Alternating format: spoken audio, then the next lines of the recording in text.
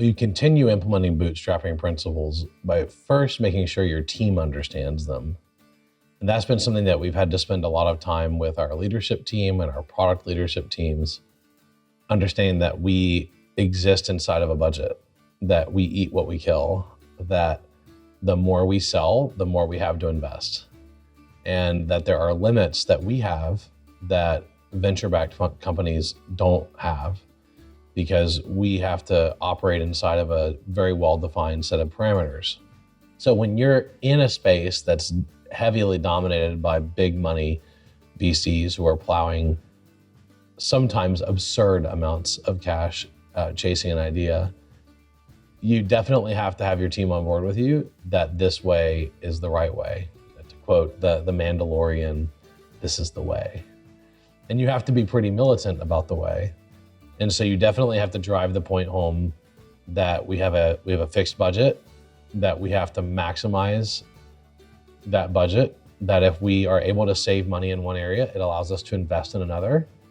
That if we are very careful with our investment dollars, that we can build great product that people really want, that transforms their businesses. And to be honest, bootstrapping always shows up in the budget. First thing is, let me just say this, a lot of businesses don't budget. A scary amount of companies don't actually produce a budget and then review it every month and stick to it.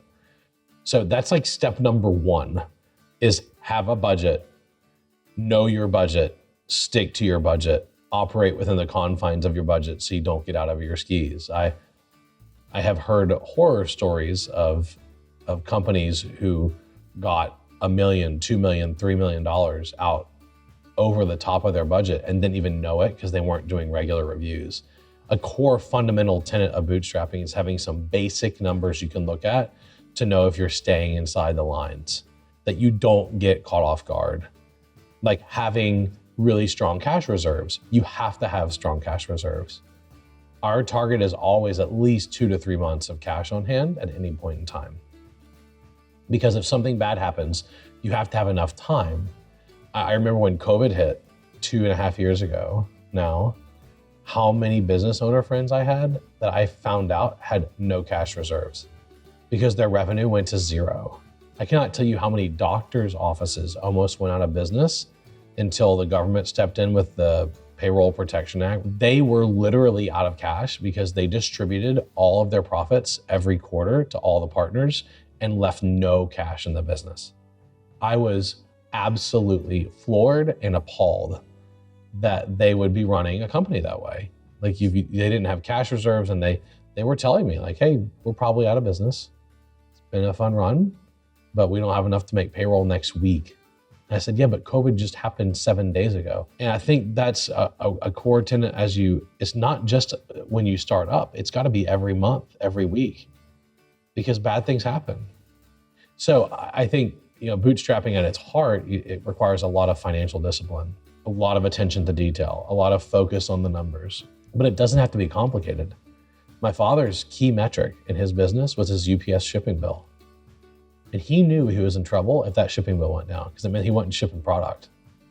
So the first number he looked at was the shipping bill. Second number, cash on hand. Same thing with me. I log in, I've got 3 numbers I look at every day. Then I log into the bank, check the balance. Still, 21 years, I still do it every day, just to know, is everything okay? Are we gonna be all right? You gotta keep it simple. So I think that's how bootstrapping really manifests itself, is the budgeting, teaching your team the principles, reminding them of the principles, reminding them that when they see a VC-backed competitor doing something that we can't afford, why we can't afford it, and why this way is a more challenging way, but more rewarding in the end.